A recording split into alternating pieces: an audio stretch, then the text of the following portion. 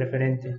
Siempre que sea posible se debe adoptar una mayor tolerancia para el agujero que para el eje. En ocasiones los elementos normalizados tienen predeterminada su tolerancia, por lo que solamente deberá determinar la del elemento que encaje con ellos, eje o agujero.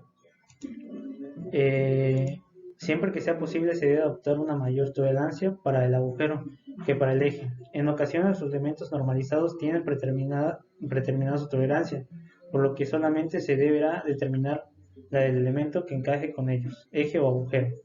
Se debe elegir las tolerancias de forma que calidades del eje y del agujero no varían en más de dos índices. Si existen varias combinaciones posibles de índices de calidad de todas ellas próximas entre sí, se elegirá la combinación que más tolerancia sea al ajuste. Siempre se debe tener en cuenta la experiencia de ajuste análogas que resulten satisfactorias. Tolerancias generales dimensionales. Y aquí tenemos las tolerancias generales para las medidas lineales. Y aquí está. Tolerancias generales para las medidas de aristas matadas. Aquí está. Y aquí es más tolerancias generales para medidas angulares. Tolerancias generales para medidas angulares. Ventajas. Los dibujos son más fáciles de entender y manejar en el taller. Para el diseñador resulta muy sencillo determinar la tolerancia general y a partir de esta definir solo los elementos que tengan una tolerancia más estrecha que la general. Queda claro que los elementos deben fabricarse con más cuidado y atención. Es más fácil trabajar con un taller cuya precisión habitual es conocida, ahorra tiempo y dinero en el diseño de la pieza. Por contraparte, es conocer su precisión y habilidad, controlar que su precisión no se degrade con el tiempo y aceptar trabajos que puedan realizar. Verificación de las tolerancias dimensionales. Aquí nos muestran ejemplos donde los calibres pasan y no pasan. Por ejemplo, aquí aparece que pasa, pero acá arriba no pasa. Y entonces esta es la verificación. Tolerancias geométricas. Una tolerancia de forma de situación, de orientación o de alabeo de un elemento geométrico define la zona teórica dentro de la que puede estar contenida dicho elemento. De esta forma, este puede tener cualquier forma, posición o orientación comprendido dentro de esta zona, denominando zona de tolerancia siempre que se cumplan las especificaciones señaladas. Así, por ejemplo, un eje cumplirá una especificación de tolerancia de rectitud siempre que esté dentro de una zona de tolerancia constructiva por un cilindro de valor teórico, o por una cara cumplirá con una tolerancia de planitud siempre que la superficie final construida esté comprometida dentro de una zona de tolerancia formada por dos planos paralelos separados por el valor de la tolerancia. Aquí se muestran los ejemplos, aquí están, los voy a subrayar, los ejemplos de ambos. Y aquí está, dice, indicaciones en los dibujos, símbolos, las características de rectitud de un eje, planitud de una cara, redondez de un círculo, etc., se presentan en los planos de símbolos normalizados, que más adelante se mostrará en la tabla. Posición de zonas de tolerancias, cotas teóricamente exactas. Estas cotas sitúan las posiciones nominales de las zonas de la tolerancia correspondientes a tolerancia de posición, perfil de una línea o superficie orientación. También se utiliza para definir ángulos correspondientes a orientación relativas a las referencias del sistema. Rectángulo de tolerancia. Las indicaciones necesarias para especificar las tolerancias geométricas se representan en un rectángulo dividido en dos o más recuadros. Aquí están los símbolos de tolerancias que anteriormente se mencionaban que ya estaban normalizados. Aquí son los que se utilizan. Recuadro rellenado de los recuadros.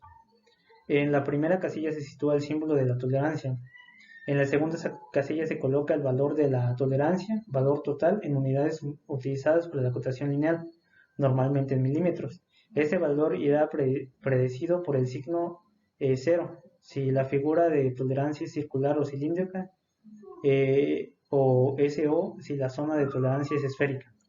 En la tercera casilla se colocará opcionalmente la letra o letras que identifiquen el elemento de referencia o el sistema de referencia, según se verá más adelante. Y aquí podemos ver unos pequeños ejemplos ya de cómo es el llenado de los recuadros. Dice, si la tolerancia se aplica a más de un elemento geométrico, se deberá indicar encima del recuadro de tolerancia mediante un número de elementos seguido del signo X. Y aquí está, por decir 4X, de 4 rueditas dentro, bueno, de 4 círculos. Referencias y elementos de referencia. Las referencias son elementos de una pieza que sirven para establecer la situación del resto de los elementos. Se denomina referencia especificada a una forma geométrica teóricamente exacta respecto de que se refieran a los elementos a los que se aplican las tolerancias. Se denomina elemento de referencia al elemento real de la pieza que se utiliza para determinar la posición de una referencia especificada.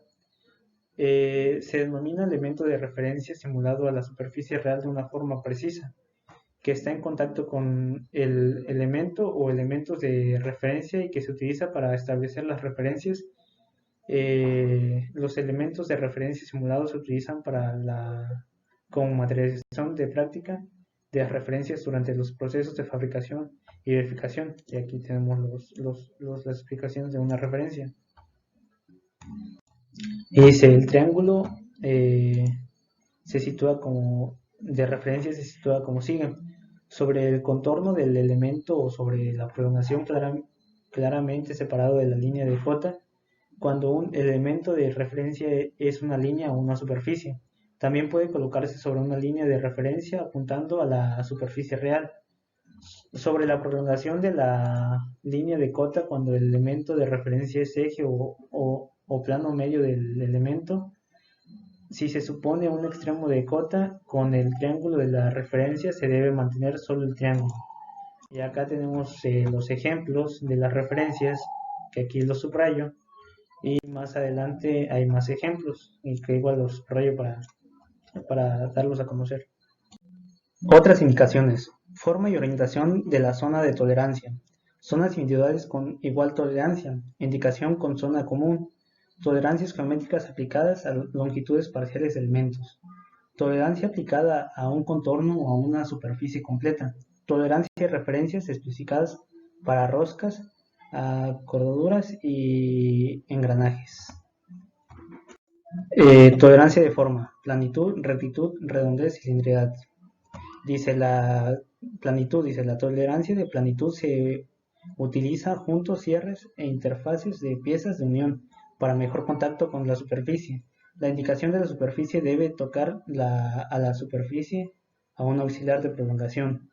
Rectitud. La interpretación se debe dar es la tolerancia de rectitud. Se aplica a cualquier recta perteneciente a la superficie.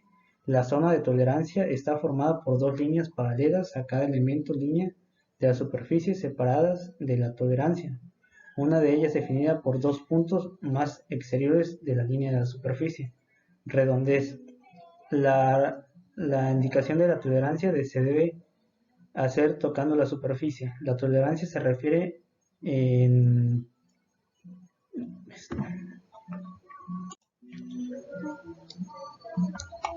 Ahora seguimos con el tema de irregularidades superficiales. La rugosidad, causada por huellas de las herramientas que han fabricado las piezas o por el contacto con los moldes que se han usado en la fabricación. Aquí tenemos un ejemplo de las irregularidades.